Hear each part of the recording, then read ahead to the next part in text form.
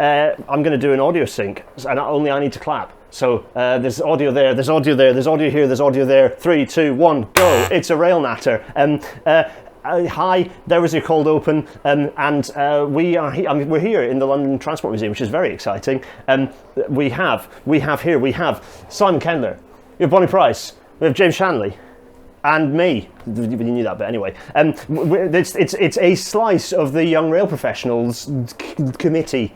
Yeah, there we are, that's who we're here. And we're here to talk about Rail Week. It's the third Rail Week episode, and we've been doing Rail Week episodes for, well, this is the third, but Rail Week's been going for a bit longer than that, but we'll get to that, because we're going to start. Everyone, I tell you what, in sync, all three of us are going to say, welcome to tonight's Rail Natter in sync. Everyone, welcome to tonight's Rail Natter!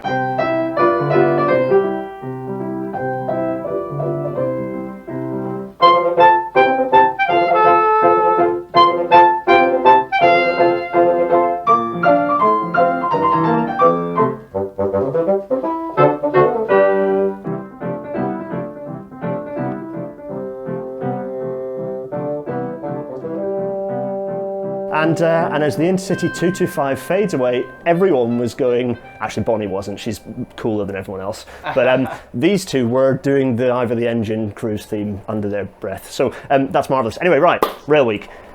I set up this camera about a minute and a half before we started recording, so it's all good. Firstly, the people who are watching this, so we've done a Rail Week. This is the third of our Rail Week episodes. This time though, we've timed it a bit better because it's the week before Rail Week. So next week is Rail Week, which means we get to say what it is, and you can know what to go and find. We're in the LTM, and there is an authentic announcement happening around us. Good news. They're closing in 5 minutes because it's 5 to 6 in our timeline, but not yours because it's currently 5 past 7. We are going to wait for the finishing of the announcement. It's quite dramatic. It's a bit like it's a bit American cruise liner tour guide, but yeah, it's nice. There's lots to say probably. The Ready to Rumble guy. That's exactly what I was thinking. Ready to rumble! Yeah, that sort of thing. Yeah, exactly. Wouldn't it be great if we had this at like Leicester Square or Piccadilly Circus Tube Station here in the control centre? Yeah, that's it. There are some staff that have fun with it. Yeah. They become legends.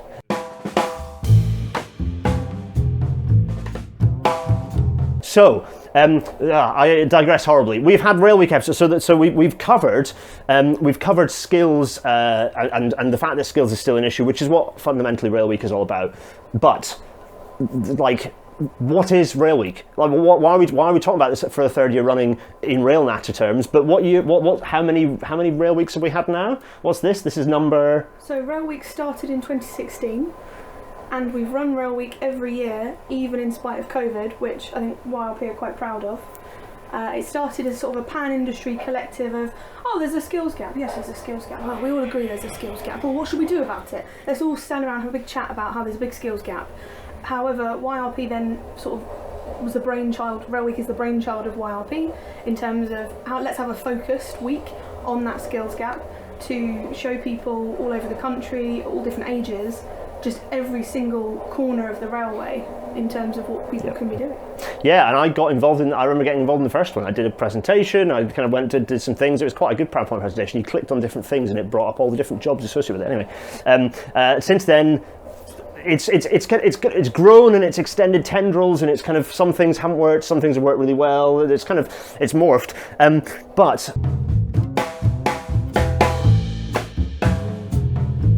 we've kind of jumped around in the wrong order, because I was going to be like, what is Rail Week, and then where did it come out? But we've kind of done the where did it come out first, so, which is fine because it's Rail Natter.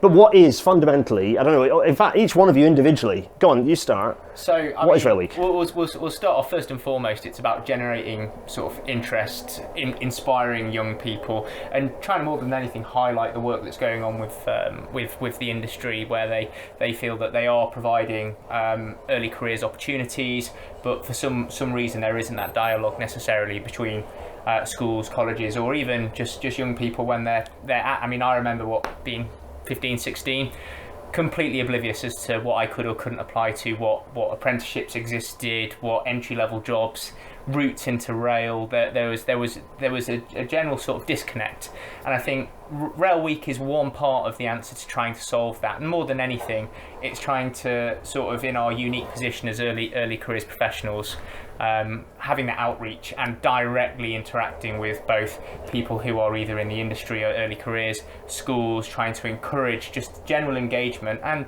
I guess from a final point, from a YLP perspective, given it's our one of our three buzzwords, it's about inspiring. We want to inspire people as to actually the opportunities that a career in rail can offer you, which I think we'll reflect on in a little bit, is a difficult sell at the moment. Yeah, it's an interesting one, because I think possibly all of us will have had zero mention of collectively one of the largest employment sort of sectors of the rail industry. I had zero mention of it until pretty much until I left university. That whole period throughout my career, not one mention of joining the rail industry, even though I was at a civil engineering institution, blah, blah, blah. All these, and I dare say it's the same. It's the same, I don't know, like just no mention of rail, no mention of the huge breadth of jobs. Well, you're right, we'll get into that momentarily, James. Simon, have you got anything to kind of add, or Bonnie, on what you define Rail Week as? Yeah, I think it's showcasing it's a window shop almost for people who, to give opportunity for people who are outside the industry to see what the industry is all about. Yeah. And I think that's true for kind of across age groups, because we know, for example, that if you tell people, or if an industry is perceived as being male dominated, then we know that, for example, young women, young girls at school will start automatically telling themselves, well, that area is not for me. So if we get that message out there from an early age, to schools and to universities, that the rail industry is just there, and that not the only way of getting in isn't by being a train driver. Yeah, absolutely. It's the opportunity to have that window of what it's all about, and we're probably a little bit too coy as an industry about what we do and the breadth of jobs that we do and how technologically advanced we are. I think we also internalise some of the kind of myths around it. Whenever we talk about upgrading the railway, we always talk about it being Victorian. How does that attract people to the industry? You're automatically excluding people going, well, I want to be in a forward thinking, I want to save the environment because we've got a climate emergency, and then you say that you keep having that Victorian railway rhetoric, which is not true. Not doing. So exactly. That's it for me. Yeah. Bonnie, anything to add? I think the final thing to add for me is that obviously we use Rail Week with a lot of our corporate members as a way of sort of gaining the national focus in a controlled manner, so that for 1 week a year we're all pulling in the same direction, which I think is one of the ways to really maximise, because lots of corners of the industry are trying their best, but it's all very siloed. So this is one of the opportunities we have as a whole industry to really pull the national focus in the same direction. Yeah, absolutely. There we go. And ultimately, I mean, the reason why I do a lot of my outreach originally was about skills. The reason I kind of, almost one of the ins for me doing all this stuff was when I was kind of asked to go and do lecturing at the, what's now NCATI, stupidly named, but what was the National College for High Speed Rail, which to be fair was also still a stupid name, but anyway. But the Doncaster site of the National College for Rail, as ideally it would have been called, I was invited, and it was about like giving back that skill, this huge skills shortage, and so many of the things in my day job, and I dare say it's the same for you, are because there's just not enough people doing the things, and if the issue isn't not enough people, then often the issue is not enough of a diverse range of people, which then causes a whole other layer of issues. So this is what I think Rail Week helps kind of picks up on all of your points, really. And in some instances as well, this idea of I think we kind of all touched on it without really saying it, is that there's this perception more than anything that you have to do a particular type of degree, you have to do a STEM-based subject at school. It's all of those things that go with the classic preconceptions, whereas actually, just like any other industry, you need people who are excellent at digital media, you need people who have excellent HR skills, you need people with brilliant stakeholder management abilities, you need people who can precisely condense and translate information. So actually you need people with literary and language degrees. And critical, so you can't escape the fact that actually the railway needs everybody. I've whatever educational background. I did a bachelor's in marine biology. So I've become I've pretty much become an anti-STEM guy now, because STEM it made sense at the time because it's like, oh yeah, we've got this shortage in our sector, blah blah. But actually, it's just off-putting. People can actually do any degree you've done will have a pathway. To be honest, to pretty much any role, you can have done a degree in media studies and could end up as an engineer. And that's not to do down media studies. Good God, we need more people who've done media studies right now. So, and not just in the rail industry. I mean, like at large. But like the two potentially opposite types of roles, you could find your way through. There is a dotted line that wiggles its way through for you finding a role that's totally different to what you might have done at the start. And yes, so absolutely, too right, James. It's every possible pathway that you could conceive of exists in some form in the industry. I think also Rail Week is a really good opportunity to showcase from a sort of, if you reverse engineer it, what the railway has to offer as a career and as your experiences. Yeah. And you know, it's not. I don't think it's a secret that we no longer use the term job for life, which out of all of the old railwayisms we shouldn't be using, that's one I think we should be using. Yeah, absolutely. It is a career for life in the railway. It will give you a very healthy wage across the UK compared to a lot of other sectors. But we don't really scream and shout about that, which is one of the things we should be doing.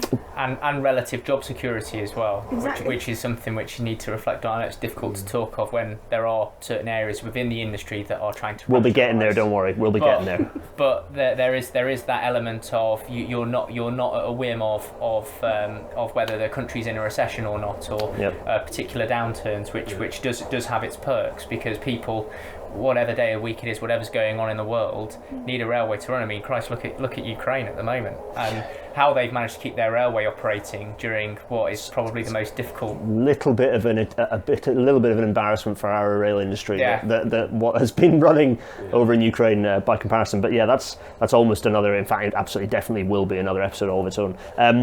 So that feels like a nice wrap up of what Rail Week is. This episode is currently writing itself, so I might well insert a little like jazz pause to move us on to the next theme, but I may not, who knows.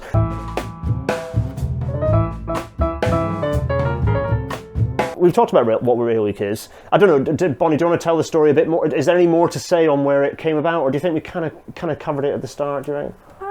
No, I think we've probably covered it, to be honest. Perfect, we covered it.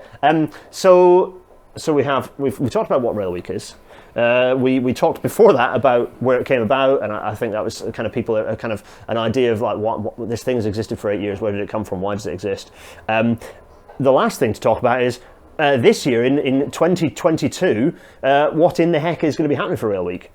So there is a big schedule, a big timetable of stuff going on, which I will be throwing up on screen, and there'll be links to all these bits and pieces going on in the edit. But who's going to kick us off? So is it starting on the Saturday or is it starting on the Monday? How much stuff have you squeezed into how many days? So again, we'll talk about this after we've discussed this. But a lot of things have been moving at the moment due to the current climate within the rail industry. Hashtag events. Exactly. Events, dear boy. We are trying to host. Traditionally, Rail Week would have run from the 3rd to the 9th of October this year, because we want to start Monday through to Sunday.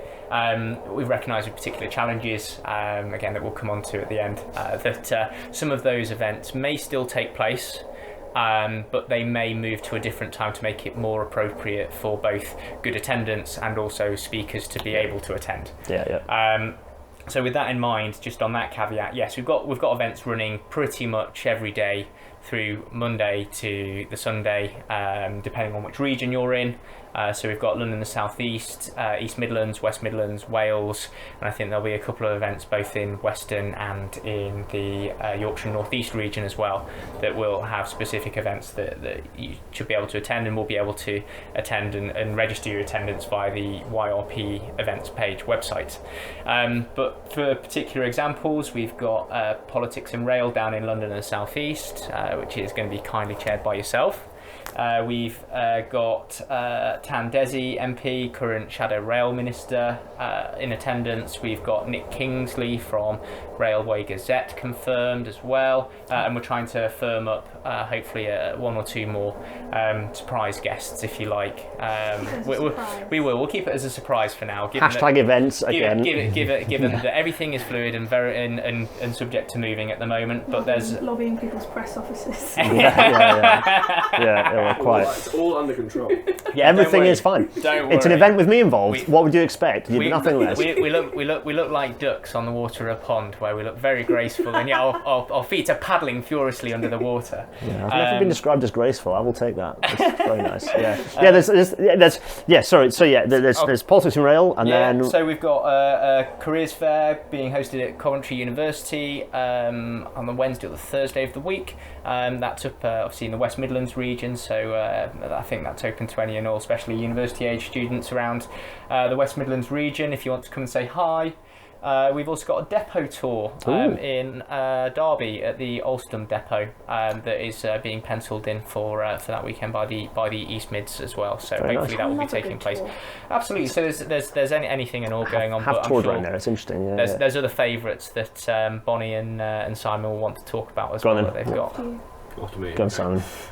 So on Tuesday morning from 11 till 2, come to Chester Station, where we'll be showing off in collaboration with Transport for Wales their new and finally awaited CAF Class 197s. They're very proud of them. They're waiting to take over from some of the old rolling stock they have. Yes. On the Welsh Railway, I think I understand their excitement about having new trains, given that they were given a no-growth franchise Yeah. most of my adult life. Yeah. So Very they're much very so. excited about these new trains, and of course these are the ones that are going to be running on the Cambrian line, so they're going to run with the latest ETCS technology. It's exciting. They're going to be replacing trains that I've been riding on with my parents living on that line for quite a number of years. So it'll Exactly. be part of me sad to see the 158s go, but also they're getting on a bit. Exactly.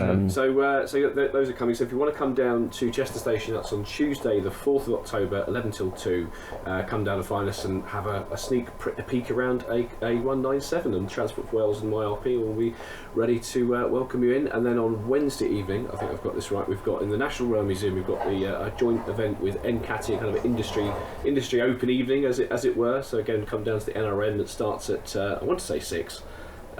But I can't remember. National Rail Museum at some point that evening Yes. with the National College for Advanced Transport and Infrastructure. Yeah, look Yes. at their website. Yes. Look at the YLP website. Yeah. If not, get in touch with someone YLP, and we will signpost you Yes. to what it is that you want to know. If in doubt, youngrailpro.com/events. Yeah.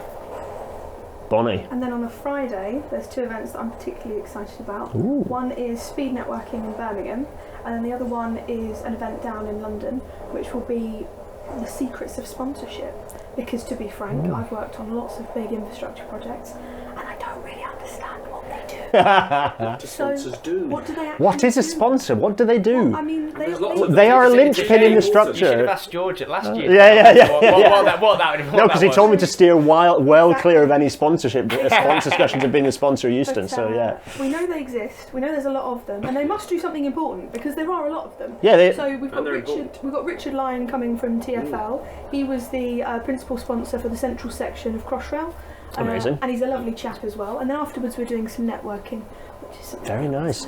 So there's a wide range of events, and other stuff as well, which will be on the events page, the YLP It's website. constantly updating. Yeah. We've got a couple of events for Western which are still bubbling away and evolving, but hopefully will involve some information, a bit of a stand at Reading Station, and hopefully, maybe, possibly a depot tour. Oh, Watch this space. watch the space. Keep an eye on things. Oh, go on, Bonnie. not to mention. Oh, Nationally, we'll be handing out activity packs for those of you who've got Yes. small children, or maybe perhaps you've got younger siblings. Look out on the website for what major stations we'll be at. Unfortunately, if you're living really rurally, we can't get someone out there because obviously we are only but volunteers with full-time jobs. But if you do see us, snap a picture. Send us a LinkedIn or a tweet. Is that it? A tweet? Is it a Twitter or a tweet? you can tweet. Twitter. No, you know. No, I don't. I don't use Twitter. I do use Twitter a little bit. No. Yeah, apparently. Yeah. No, tweet. YRP will be active on Twitter as well through the whole week. So absolutely do all that stuff. There's loads of stuff. The links will be available for you to go and find that stuff out. The good thing is it's happening next week, not around us like it has in previous 2 years. So you've got time to organise those things. It's nice to. I know we're in London. We are in the LTM, which is fun. Very kind of the It's London very nice. Transport Yes, Museum. thanks everyone at the Very London nice. Transport Museum for hosting us. Thank you. They've been lovely. Hopefully we've not been too intrusive, but yeah, it's been. Thanks everyone for helping out the dashing around. but it's nice to sound. There's a particular Midlandsy focus, which is nice. I like that. There sounds like this because YRP has in the past been rightly accused of being a bit London-centric. I know we're saying that, and we're in London inside a 1938 tube stop. But I've come down from Europe because these three are in London, and this is being filmed in an enormous panic because I'm hugely disorganised. So yeah, there's loads of stuff around the place, which is good. I was going to say around the UK, actually it is all in England so far, the events we've listed, but there are other bits and pieces going. Chester, is it? Chester's on... There's other things in Cardiff. Oh, it's Cardiff? But it's on Wednesday, isn't it? Yeah. Yes. And we've got the engagement if you're in being Cardiff- handed out on the weekend and the active packs. Nationally, so there you go. So that's it, all the things you can do this rail week.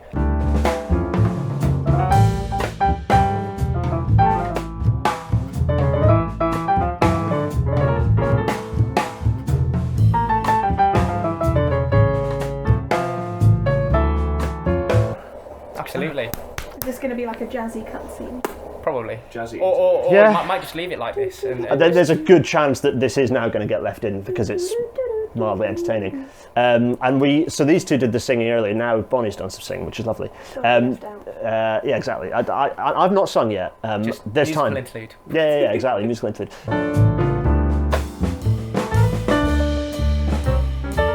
We cannot sit here and ignore the various enormous elephants in the room. Those elephants being enormous volumes. Well, okay, the big title headline is the industry is being run down. Why do we want to employ more people? That's the headline of this section, and we're going to discuss this. But we have multiple issues at the moment. We have a government that's not in crisis. Just don't have a functioning government. We haven't had a functioning government for quite a number of years, but we've had a really non-existent government for like months. And they've just trashed the economy in a very specific and targeted way quite successfully. So whereas in the last 10 years money was free and it was the perfect time to invest and fix everything, now money isn't free anymore because they tanked the value of the pound. So you might be thinking, that. Also the fact the industry has enormous worker issues and enormous industrial relations problems, people being told they're going to be sacked, and so this enormous sort of issue with sort of strike action, with pretty much all of the unions doing something at the moment, and kind of standing up for kind of us essentially as workers within the industry. All these various things. We've got the ongoing issue with Great British Railways, which isn't going to exist anymore. So the transition team, lots of lovely people in the transition team, hello, probably going to get wrapped up into just becoming another layer of DfT bureaucracy now. That's gone. I don't think that's going to become anything, even though it would be nice if it did. So just an industry that's been sort of in stasis since 2018, continuing to be in stasis and not really knowing where it is. No big deal, So with all of that mess, we're going to try and cut through some of that, and I'm going to start with the kind of the big question, which is, and the industry is still recruiting. Why are we still recruiting if the industry's in decline? And why should people be interested in that one, but also why should people be interested in coming into an industry that's in this situation? What's the bigger picture stuff that means that the industry is actually going to build momentum despite the lunacy of the current government? Well, I might start with the company that I work for. We are still in the process of building, and even despite the fact that it's been around for ages, we are only just starting building a high-speed railway in the UK, and we will be building one for at least the next 20 years. Yep. As a minimum. No matter what happens from this point on. So we clearly do need a workforce that is going to be able to deliver that.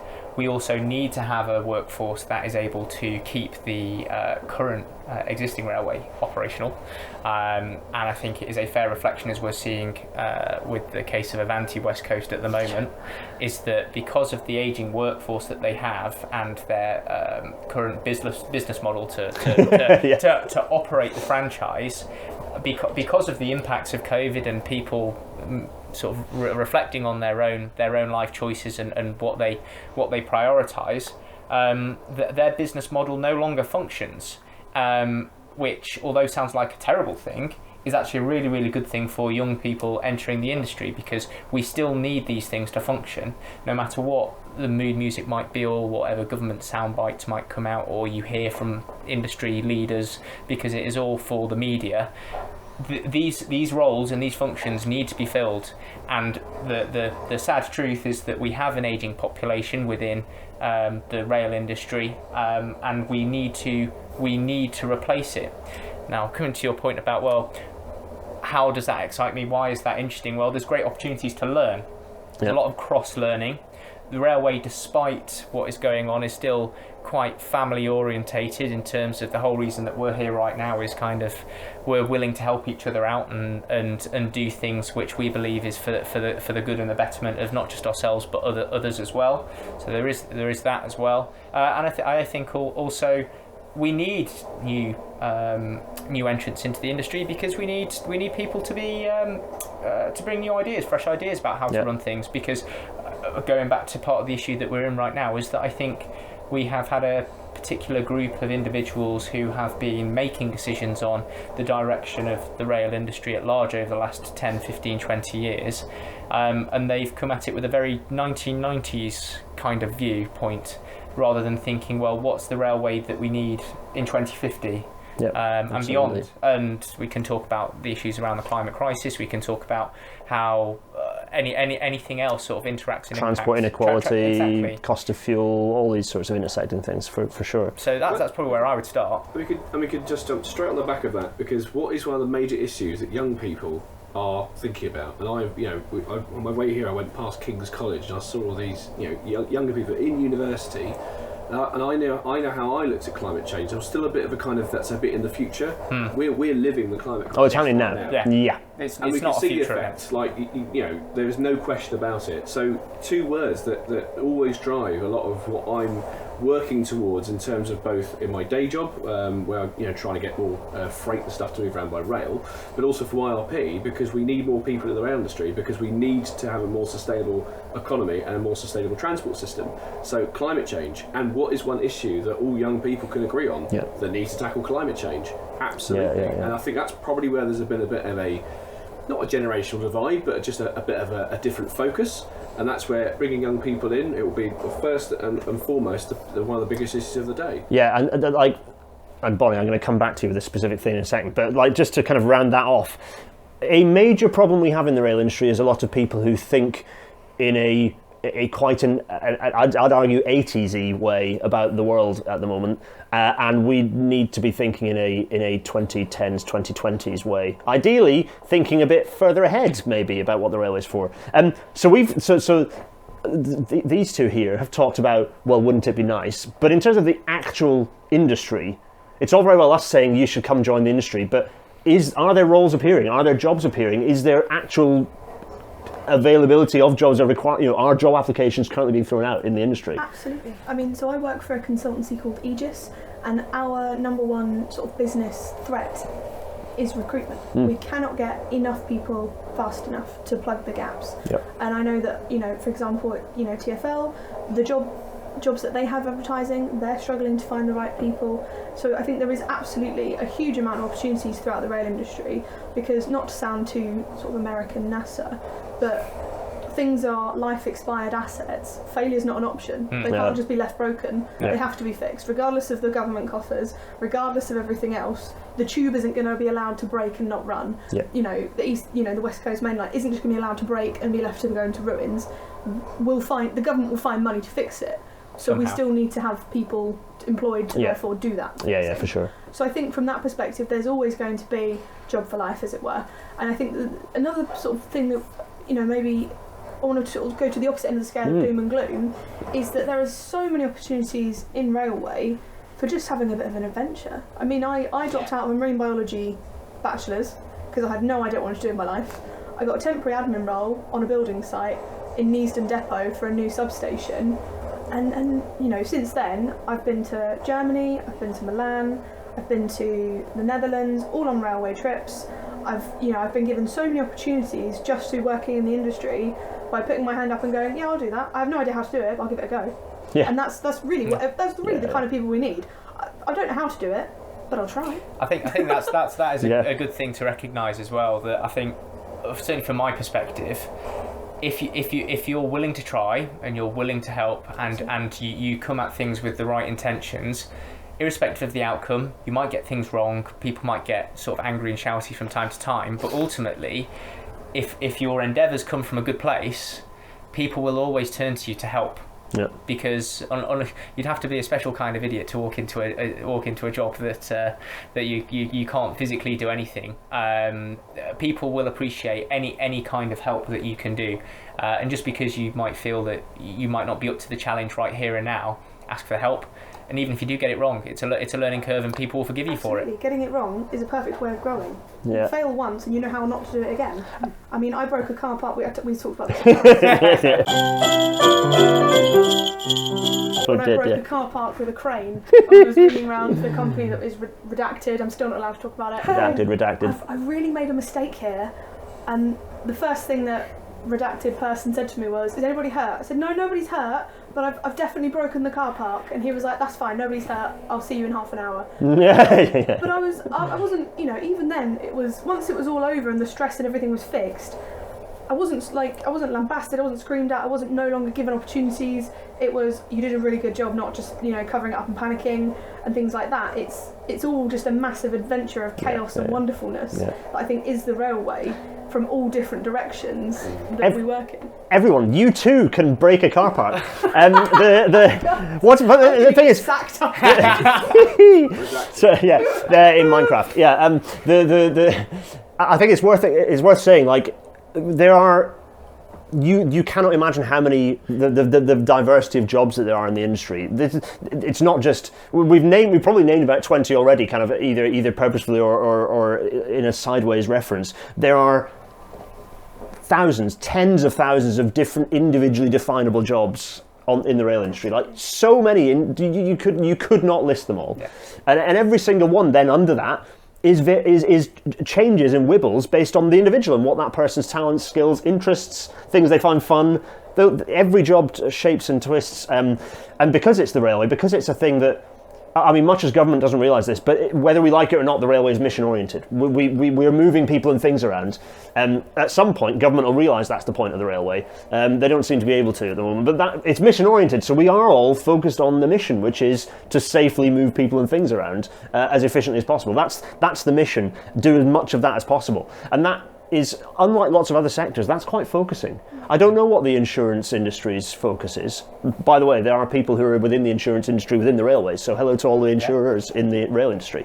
But I don't know what the overall mission is for that, and there are lots of other sectors where I don't think there's quite the, healthcare, okay, there is a mission. Yeah. I'd say that in the rail industry, we very much have that mission: move people and things around as efficiently and safely as possible, which is really cool.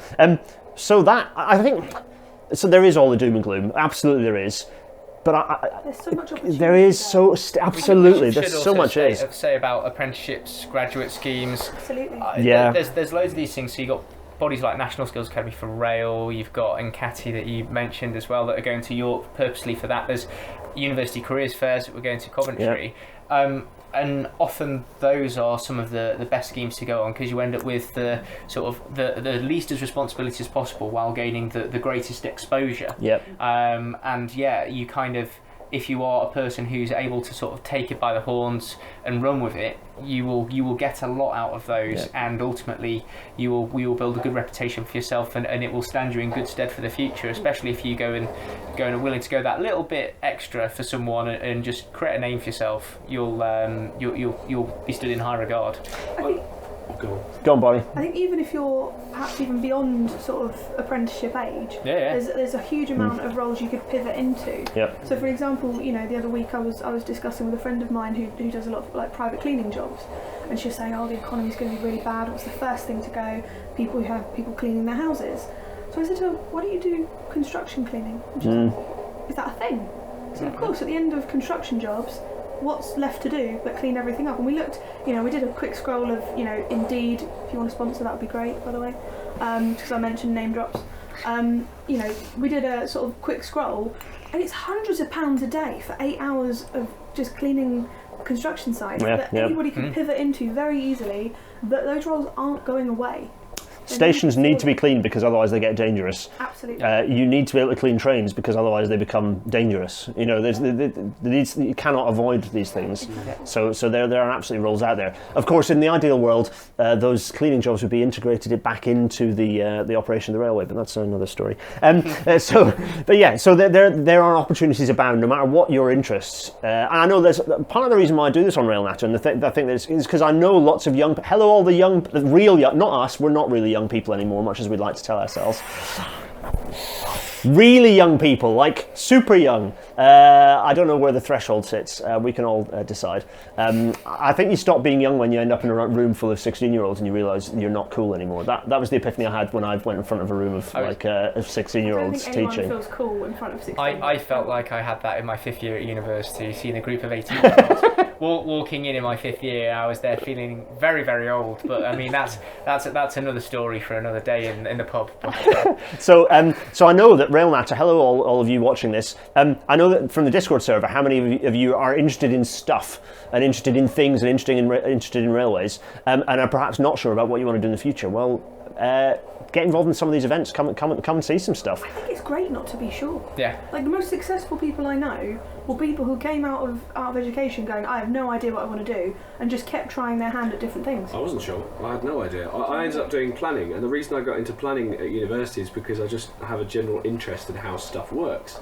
And then I had a general interest in transport and railways, and I've just mushed that together. And I've tried different types of roles, and what I've learned, which is very true in my current role at the moment, is that, you mentioned it a bit before, was about it's not just a diversity of jobs in the rail industry. A lot of jobs that you do in the rail industry have incredible diversity. I am doing something different every single week. Yeah. This week I'm reporting to executives about performance of the railway. Next week I'll be dealing with contracts with customers. The week after that I'll be trying to get a freight terminal open on a bit of infrastructure that's been used for 15 years. Every week is different. There's always a new challenge. And I'm always constantly thinking and on my feet, and it's fantastic. But even if you work on shift work on a station or on the trains, every day is different again. And the reason for that is because the railway stretches across Britain, all across society, and it's moving things and people around to connect everywhere up, and it should also reflect that society. And I think it's when the railway is not doing that job, that's when it loses its purpose. Yeah. Absolutely. Yeah. It's an inherently dynamic system, both physically and metaphorically, and in any which way you look at it. It's a dynamic industry, and hence why we all kind of love it and get involved in sort of waving our arms about it to whoever pays attention.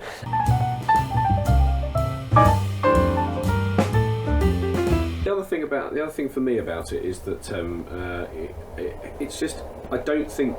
Yes, Mick Lynch is all over the news. Yes, Industrial Action is very focused on the railways. That's partly because of the, keeps the edit. We're already doing the section. We're talking about Industrial Action this section. So the government is very focused on the rail industries. That kind of makes sense because the rail industries have got very strong unions. So there's the kind of like I guess culture war you could call it going on, which is a bit all very weird and very 1980s again. Yeah. But I think you'd have to be completely blind to what is going on to not realise that we have other sectors, particularly public sectors, where out in the public, in the real world, people want a good NHS. Yep. We want our postal workers to be fairly compensated for the work that they do, and they keep us doing things. We also want our binmen and dustmen, or what's the correct term for them? Our refuse collectors. Thank you. I'm still growing up as the 90s. That's what I used to call. We want them to be recognised, and we want them to have safe careers. Because again, do you know how calamitous our society looks when the refuse collectors stop collecting refuse? Bad. It's bad. Yeah. In Glasgow. My partner's from Glasgow, and they've been on strike, and it gets messy very quickly because we need people in these industries. It's how society functions. Absolutely. And therefore we need to come together as a society and work out how we organise ourselves in order to provide things like housing, other public services, healthcare, all these things, and transport is a massive part. It's amazing how And quickly. this is an industry exclusive where Simon is running for Prime Minister. Yes. So it's amazing how much everyone's forgotten how wonderful the key workers are already. Yes. Yeah, funny that. Well, We'll does stop anyone? clapping. Yeah, we've all but stopped clapping's clapping. free, Yeah, clapping is free. That's right. Yeah. I think going back to Simon's point though, it's no stretch to talk about how it was when we talk to parents, what have you, about what it was like to live through the 1970s.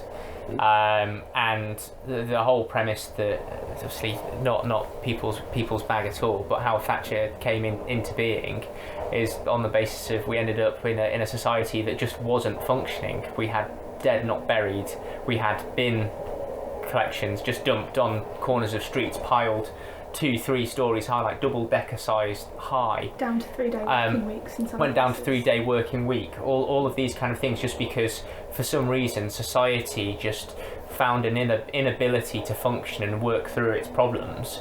And I think that there is a good thing about what you're seeing happening in the rail industry right now in relation to that, is that actually the fact of having a good unionised workforce means that there can be pushback when they suggest that there is danger. And I speak to my dad on this point quite a lot, given that he is both a train driver and also the fact that he grew up through the 70s and 80s, remembers those kind of things. And despite the fact that he himself is from a sort of a right-leaning background, I would suggest, he fully endorses both the need for a union, especially in an industry like this from a protective perspective, but also the fact that the ability to strike has been restricted, and that there are higher thresholds continually that have to be met by government that have gone through. None of the suggestion of what is going on is illegal. It's perfectly legal, and the thresholds that they have to meet, if a general election, as an example, or a local election, had to meet the thresholds that strike ballots had to meet these days, election or referendum, they would be null and void. And the fact that some people don't realise is that there is a 2-week or a 3-week window within which once a ballot has been a result has been announced, there is a particular window within which a union must turn its members out to go on strike. But the votes last for 6 months. They have to give 2 weeks' notice. But I think again, it's bigger than the rail industry. Or like normal things that, and I think this is particularly poignant for our generation who have just grown up with this stuff as normal. Weekends are normal. Bank holidays are normal. Maternity leave is normal, and paternity leave is normal. Sick pay is normal. These things weren't normal. Are not normal, and they're also under threat right now. Like they're under. Jacob Rees-Mogg has power. Maybe not for very long, but he has power, and he wants to get rid of all of those things. It affects everyone. Everyone is affected by that across the The country. union does accept as well, and also unions accept that there is a massive shortage of young people.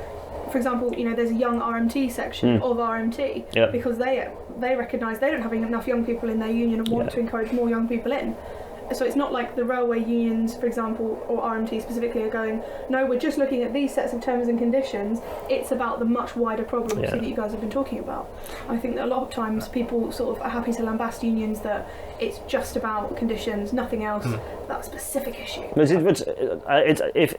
We've talked about why the strikes are happening in previous episodes, so we've covered that in reasonable detail. But Bonnie, feel free to cut in if you've got other thoughts. But I keep making the point that it's like the striking is about the long term. It's not just about the immediate issues. It's staff, it's people not being sacked, but also kind of rights and conditions.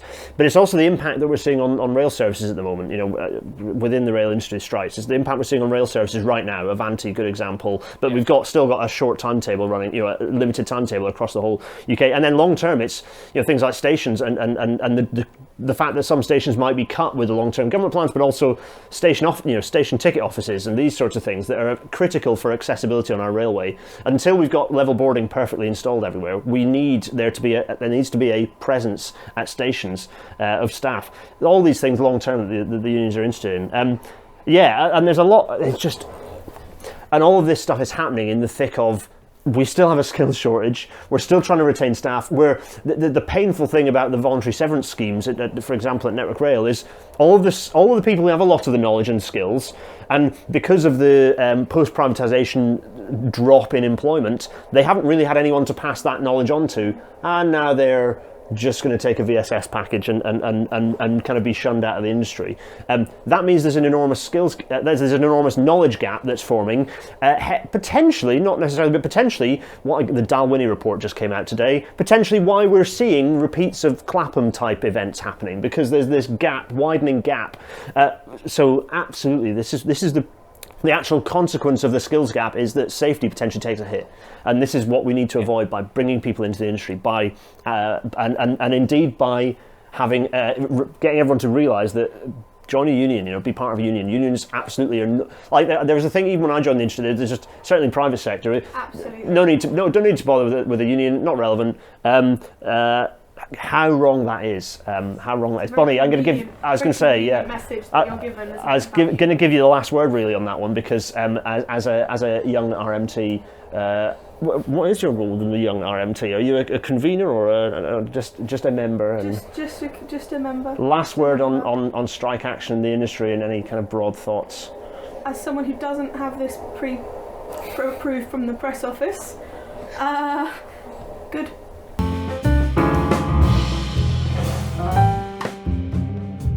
You lot, come with me. Come follow me. We're going this way. We're going up here. There's all these things. There's many things behind us. There's tram and there's buses. We're going up here. Why am I talking like I'm half cut? That's the question. We're going this way. Come with me. Because we're going to get a view of all. I've never been to. Believe it or not. Hello everyone. This is a little exclusive. I've never been to the London Transport Museum before. Never once. Look at this. This wonderful collection of things, and then another one behind me. I nearly got James in the face. That's where we were a minute ago, and are about to be again in the edit. Look at this. Got the top of the bus. Already got an Elizabeth line roundel. Got the roundel down there. It's already history. I suppose Elizabeth is. Right, so we have got all these things. Look at it, and we've got a Metropolitan line.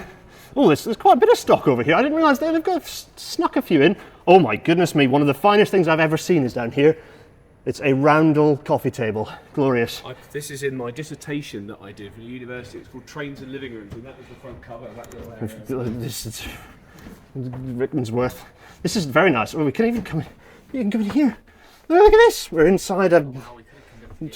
If you want to go, the inner circle. Oh, the inner circle railway is there as well. If you want to go on one of these, just go to the Bluebell Railway. They have versions of this that actually there you go. Move. Suburban commuting.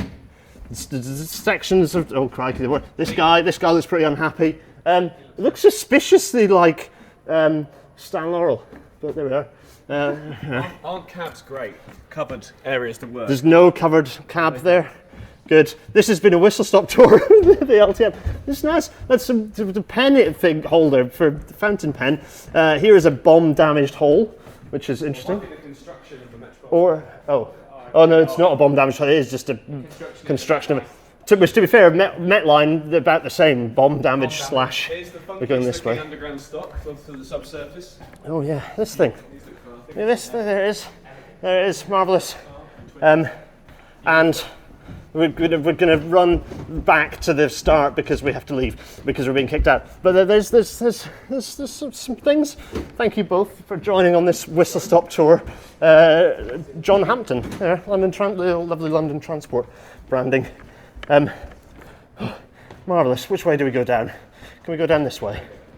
This is also good. Oh, this is up. We don't go up. Up takes us away. We have to go this way past the delicious furniture. There we go. There's some really important. There's a lot of fantastic stories being told. Yeah, well, that's my chic, to be fair. There's the front of a bus.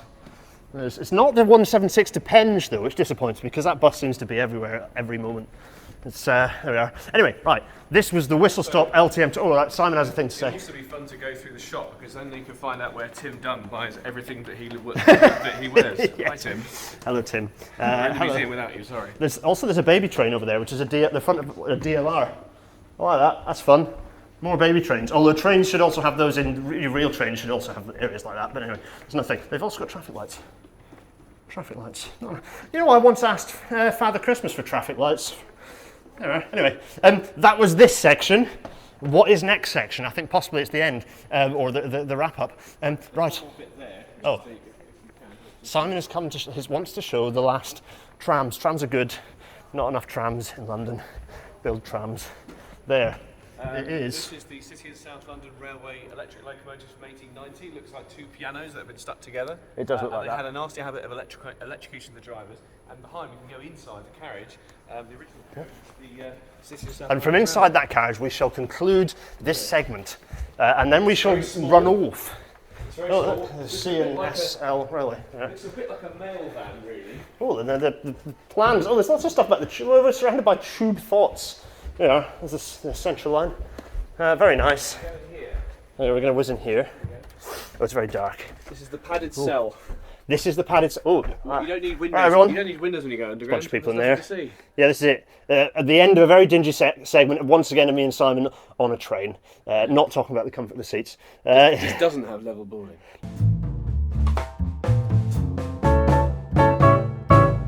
So that's a rail week rail natter. There has just been, definitely not about to happen. There has just been us running around and looking at fun things around the LTM because the LTM is wonderful. That's definitely just happened. As interesting as all that is. Oh Yes. We have something for you. oh Yes. I'm being interrupted. I knew they were plotting. What have you plotted? To say thank you for your last 3 years of supporting us with Rail Week and inviting us kindly onto Rail Natters and letting us give all of our opinions, regardless of if you have to go into or not. We've got gifts for you. Goodies. Oh my So goodness. We've got a YRP branded mug. We've got a pair of those for you, with a little camera cover for your laptop. Ooh, A little pin badge, because who doesn't love a little love enamel a pin badge. Yes. And a key ring. And then we've got you a fancy lanyard. Got the fancy I YRP haven't lanyard. even a lanyard yet. I love a lanyard. So Oh, that's And good I'm straight in around my YRP. neck. Yeah, I know. hopefully you haven't already got this book, because I did notice in your other Rail Natters you have a lot of books. So we've got transit maps of the world. Oh my for you. goodness. If Mark, thank you for creating this beautiful book. I don't have it. No. That's very nice of you. Thank you so much. So, no pressure. Which one's your favourite of the world right now? Make this decision right now. Oh, it's got to be the Ljubljana cycle. I have no idea. No, I have no idea what my favourite one is. Look at this. Look at this. This is lovely. Buy Mark's books. They're all wonderful. Oh, that's so kind of you. Thank you so much. Look at all these. Oh, there's a Mumbai Metro one. Thank you Medellin. for, No, thank you. Yeah. Thank you for pulling it all together.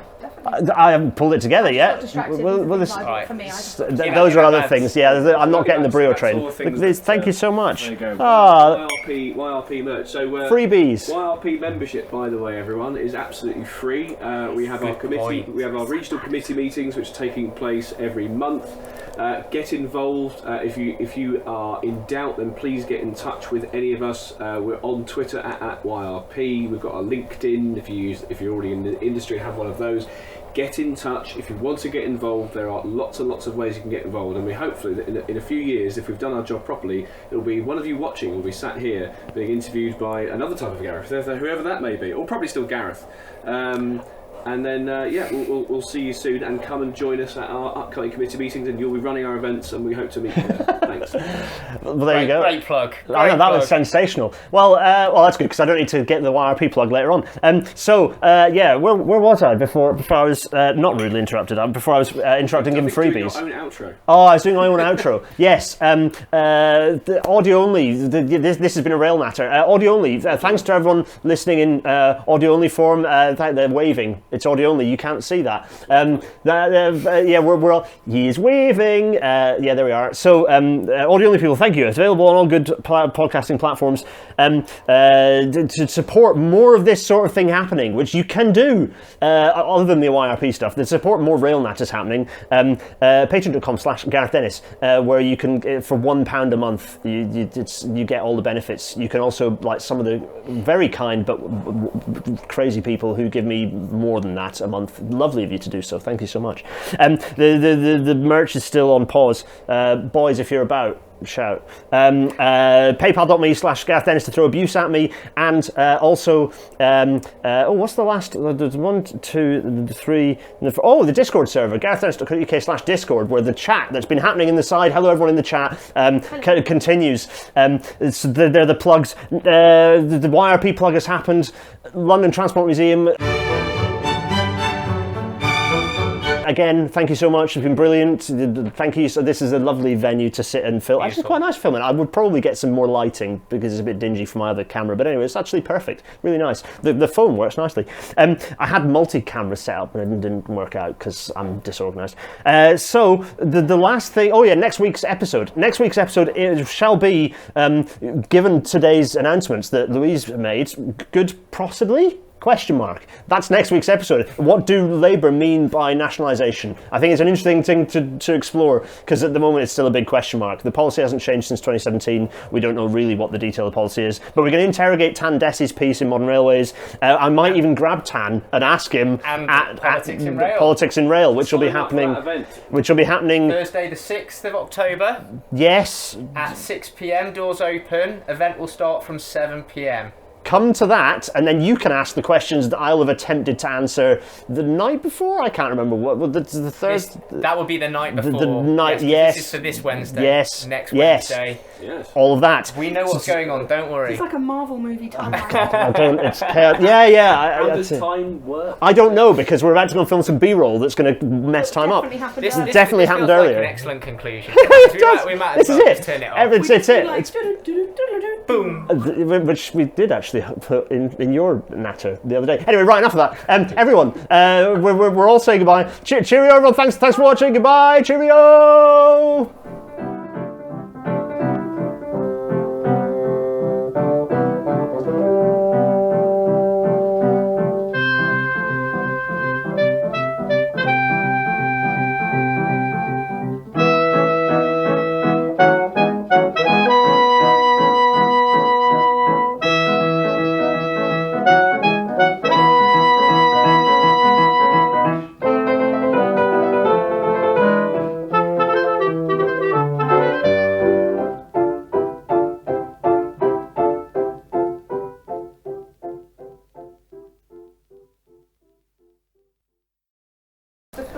That's a wrap, folks.